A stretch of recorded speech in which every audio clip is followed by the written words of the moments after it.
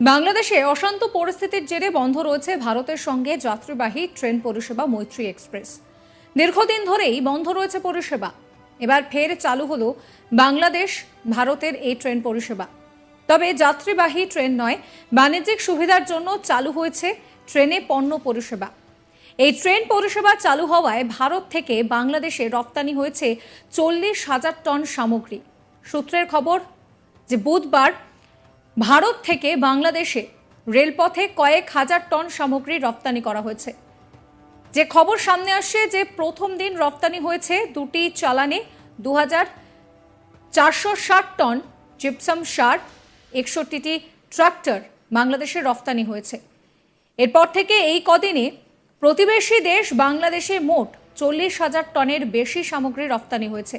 জানা গিয়েছে যে সমস্ত পণ্য বাংলাদেশে রপ্তানি হয়েছে সেই তালিকায় রয়েছে ফ্লাই